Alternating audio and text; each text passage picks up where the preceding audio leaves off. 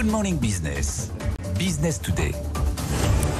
Et dans Business Today, c'est une nouvelle page qui s'ouvre aujourd'hui pour Aura Aéro. On est avec son président et cofondateur, Jérémy Caussade. Bonjour, merci d'être avec nous ce matin. C'est une nouvelle page qui s'ouvre après une page qui a été difficile, tragique pour votre entreprise. Il y a un an, lors d'un essai, 2 pilotes sont décédés. Il y a eu un accident avec l'Intégral Air. Vous faisiez des tests. Aujourd'hui, vous allez pouvoir reprendre les tests avec un vol de l'Intégral. Ce n'est pas le même modèle exactement. Vous allez nous expliquer ça. C'est une nouvelle page qui s'ouvre pour votre entreprise. Oui, tout à fait. C'était une période pas très évidente. Développer des avions n'est pas quelque chose de facile. Et ça fait partie des sujets qui peuvent arriver. Donc je profite de ce moment pour envoyer toutes mes pensées à la fois aux familles et puis à nos 2 pilotes. Et également à toute la société qui finalement était extrêmement résiliente dans le contexte qui était le sien. Et donc voilà, donc on est à nouveau sur les rangs pour repartir en vol et continuer à développer, continuer finalement à mener à bien notre mission. Est-ce que l'accident de l'an dernier a changé votre calendrier? Est-ce que vous prévoyez toujours de livrer les premiers avions thermiques l'an prochain et ensuite des avions électriques? Oui, alors le planning a peu changé sur la partie électrique. On a continué à développer toute la partie sol qui était nécessaire dans tous les cas. Et concernant la partie thermique, il y a également en retard effectivement sur le sujet d'à peu près un an. Ceci étant dit, on est dans une phase où on est en train de produire en série pour se préparer à la certification et à la livraison. Donc 2024 pour les avions thermiques. Oui, 25 pardon. 2024. 2024. Entre la fin de cette année et début d'année suivante. D'accord. Juste pour qu'on comprenne bien, ce sont de petits avions qui fonctionnent avec quel type d'énergie? On met combien de personnes dedans?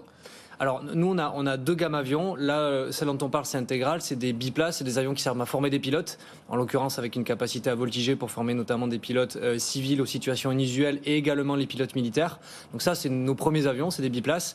Et avec une version électrique qui va arriver, on aura le plaisir de pouvoir le présenter pour la première fois au Salon du Bourget en statique, donc qui arrive en juin. Et parallèlement à ça, on a aussi un avion régional de 19 places, qui est un avion qui est en cours de développement. Et alors pour lui, on présentera le 12 mai, donc la semaine prochaine, les avancées du programme, les nouveaux partenariats, les nouveaux clients, voilà, un peu tout le travail qui a été fait. Lui, il n'est pas électrique. Il est à propulsion électrique, oui. C'est un hybride. Ah oui. Vous annoncez 400 commandes et intentions d'achat, notamment pour le modèle électrique. Est-ce que vous avez été confronté à quelques annulations depuis l'accident, ou est-ce que la demande est toujours forte? La demande reste forte. On a eu quelques annulations qui sont très marginales et donc nos clients continuent à nous faire confiance et on continue à faire le maximum pour être à leur côté puis entretenir cette relation de confiance. Et concernant le 19 places, on a engrangé de nouvelles commandes qui étaient déjà à un niveau assez haut pour l'avancée du programme. Donc on continue dans cette voie-là. La réponse du marché est que oui, il y a besoin de ces avions-là et ça nous motive d'autant plus à les développer. Et on est sûr que c'est l'électricité qui est la bonne technologie, ça c'est clair, c'est évident. Ce qui est clair, c'est qu'on a jusqu'à 2050, si on prend la ligne d'arrivée pour la Commission européenne. C'est l'objectif pour tout le monde, voilà. Zéro carbone. Voilà, et donc au zéro carbone, d'ici là, il y a des avions bas carbone, des avions zéro carbone, et en fait, on n'a pas 50 solutions, on les connaît déjà, c'est sur base d'électricité, d'hydrogène sur un timing probablement un petit peu plus long, et toutes les hybridations des énergies entre les deux qui nous permettent finalement de voler mieux, de voler plus propre, et de continuer malgré tout à mener à bien la mission qu'apporte l'avion pour l'ensemble de la société. Est-ce que vous êtes d'accord avec ce que nous disent la plupart des experts, c'est-à-dire l'électrique pour les avions de petite capacité et probablement l'hydrogène pour les avions plus gros? Et ça semble quelque chose d'assez jouable. En tout cas, l'électrique, on a fait le choix, nous, du tout électrique pour le biplace, dans les phases de développement d'avions zéro émission, parce que ça fait sens. Et on est sur un hybride pour l'avion 19 places. Donc, on serait mal placé pour avoir une vision extrêmement tranchée des choses. Ce qui est sûr, c'est qu'on a les ingrédients en main, on les connaît.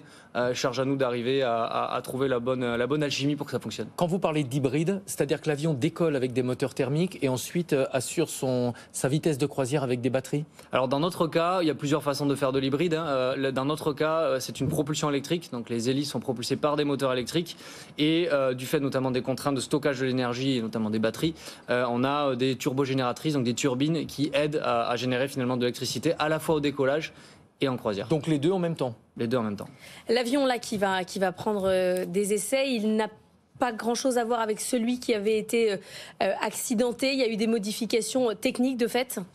En fait, il y en a très peu finalement, mais dans certains cas, ça tient à peu de choses. En tout cas, ce qui est sûr, c'est qu'on a pris en compte les enseignements à la fois de la cause racine de l'accident, mais également de tout ce qu'on a pu voir à l'aune de l'analyse de l'accident et des conditions dans lesquelles elles se sont passées. Donc, Peu de modifications sur l'avion, mais un certain nombre d'enseignements. Les accidents aident aussi à améliorer la sécurité aérienne et on fait le maximum pour capitaliser dessus. Mais faire ce peu. Dans une entreprise comme la vôtre qui a été profondément endeuillée, comment derrière vous arrivez à remotiver, refaire? Est-ce qu'il y a justement un sentiment où tout le monde a envie justement que ça avance et on se serre les coudes, ou est-ce qu'il y a vraiment un besoin de remotivation, de réexpliquer le sens du travail? Un peu des deux, mais la partie que vous venez d'évoquer, elle a été plutôt juste après l'accident. C'est-à-dire, on peut pas, c'est pas une fois qu'on en arrive dans cette situation-là qu'on doit se poser la question de savoir si on aurait dû le faire. La question, c'est comment on se remet en selle, comment on repart au combat, et la mission qu'on s'est donnée est une mission qui a plus que jamais d'actualité, de réindustrialiser d'un côté et de décarboner de l'autre. Donc on continue dans cette voie. Est-ce que vous êtes confiant dans votre capacité à rassurer les investisseurs? J'ai vu que vous aviez un petit peu du mal à boucler une levée de fonds de 50 millions d'euros. Oui, alors le sujet est un sujet finalement, je pense, qui dépasse un petit peu le sujet de l'accident, mais qui est un peu dans le même domaine malgré tout. C'est le durcissement des conditions de financement en général?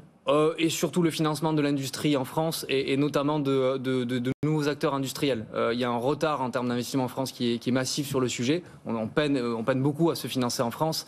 Donc oui, c'est un sujet. On est en train de le corriger, mais c'est un travail de tous les instants. Ouais. On peine beaucoup à se financer. Alors, cette phrase-là, vous la prononcez, on entend exactement le contraire du côté des startups de la tech, de l'intelligence artificielle. Vous avez l'impression que c'est parce que l'aéronautique, ça n'intéresse pas? C'est quoi? C'est les banques qui sont frileuses? Je pense que c'est du temps long. Un constructeur aéronautique, c'est un peu une infrastructure d'une certaine façon. Ça prend du temps. On met en place des mécanismes qui vont servir pour un certain nombre d'avions, ceux de maintenant, mais aussi ceux de demain. Et donc, ce temps long, il doit être compris, il doit être assimilé dans la façon dont à la fois on se finance et dans la fois les investisseurs viennent et tirent les bénéfices de l'investissement. Donc, je pense que c'est assez nouveau et il faut que ça suive et parce qu'on en a besoin. Merci beaucoup, Jérémy Caussade, président et cofondateur d'Aura Aéro. Et on attendra donc dans quelques jours la présentation de cet avion.